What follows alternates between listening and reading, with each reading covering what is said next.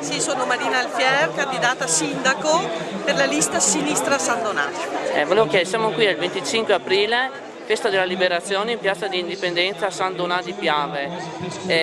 Cosa ti è parso il discorso del sindaco uscente Francesca Zaccariotto? È un discorso scontato, fatto per modo di dire come sempre.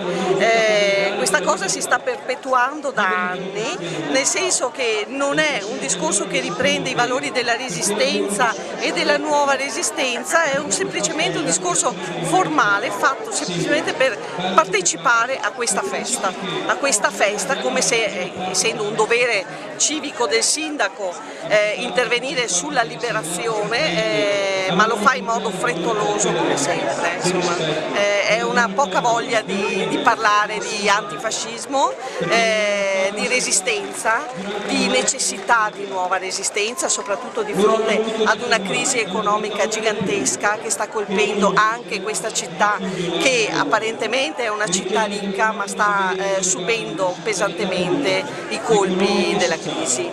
Secondo te il fatto che in coincidenza della festa della liberazione si faccia anche una festa di fiori in qualche modo non svilisce, non annacqua un po' questa... Sono d'accordo con te, infatti lo vado ripetendo da anni, anzi da un decennio, da quando ogni volta chiediamo per esempio la possibilità di partecipazione da parte delle associazioni della resistenza tipo l'AMPI, tipo l'Ampia, e ci viene regolarmente negata questa possibilità.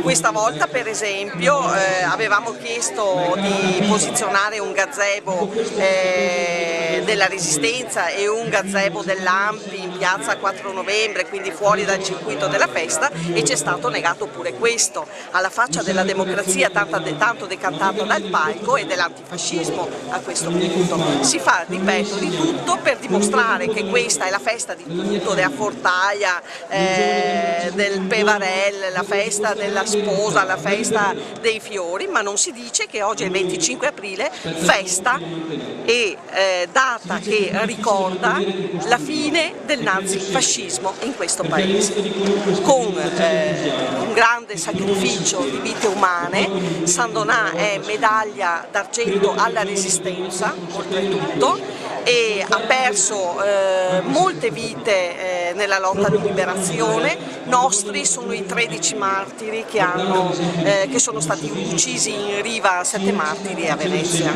nostri sandonatesi.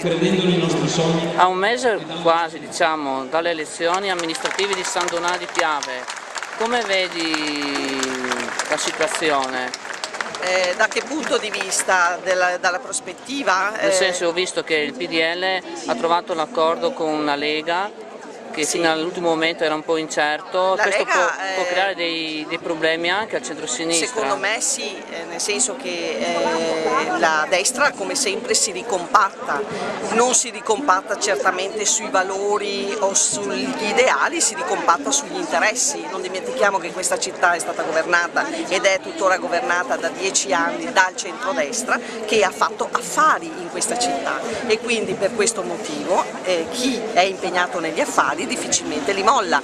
Per questa ragione si ricompattano tutti a destra. Il centro-sinistra non ha, secondo me, grandi prospettive, anche perché va in maniera un po' separata. Al centro-sinistra tu intendi la formazione che fa capo al Partito Democratico?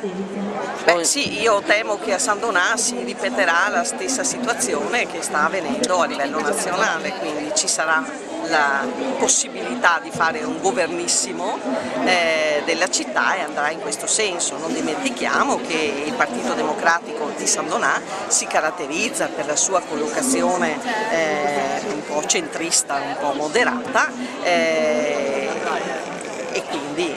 Cioè ritieni che il PDL possa fare un governo qui con il PD a San Donà di Piave? Non è una novità, è storia un po' anche dell'ultimo periodo. Ci sono comuni tipo Caorle, tipo Eraclea, tipo Jesolo, dove si governa in questo modo. Però diciamo che in quel caso lì i partiti, attraverso sempre le liste civiche, si erano già coalizzati prima, cioè già prima si sapeva che PDL e PD attraverso liste civiche avrebbe appoggiato un sindaco, invece qui non è la stessa situazione. Non è apparentemente la stessa situazione, però la conclusione potrebbe essere questa. Potrebbe, questa è una mia impressione, così la vedo, insomma. E voi invece che cosa proponete di alternativo? Noi proponiamo di alternativo tutto rispetto a una discontinuità totale con il modo di governare di questa città. Governare il centrodestra e Lega, che è stato devastante, ripeto, e quindi un metodo completamente nuovo, basato soprattutto sulle esigenze e sui bisogni reali della gente di questa città. Ci sono un sacco di disoccupati, non ci sono, le aziende chiudono in continuazione, non c'è nessuna prospettiva, e io credo che al di là dell'apparenza la situazione possa essere esplosiva, anche se ammantata, coperta così da uno strato di silenzio, ma perché è tipico proprio dei sandonatesi questo comportamento. Ma secondo te, scusa se ti interrompo, l'assessore ai servizi sociali, che è quello, diciamo, il ruolo più importante in questo momento di difficoltà, qui a San Donà non avrebbe svolto bene il suo compito? Secondo me no, nessuno ha svolto bene il proprio compito. Qui i problemi reali della gente sono stati dimenticati. Ti dico, è stato un governo degli affari, per anni si è retto su uno sviluppo abnorme dell'edilizia, per esempio, hanno costruito case a non finire, case che adesso sono vuote, si parla addirittura di 5-6 mila abitazioni disabitate, lì sfitte. La gente viene buttata fuori anche dalle proprie proprietà perché non riesce a pagare il mutuo, non riescono ad andare avanti perché restano senza lavoro, perché le banche non concedono possibilità, e quindi ti dico, è stato il governo del mattone, noi lo chiamiamo così, per anni è stato, San Donà è stata governata dagli studi di progettazione e dalle imprese edilizie.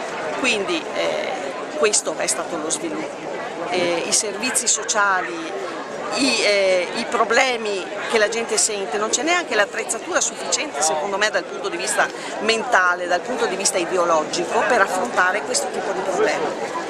Quindi io sono convinta che qui è stato governato male e malissimo da questo punto di vista.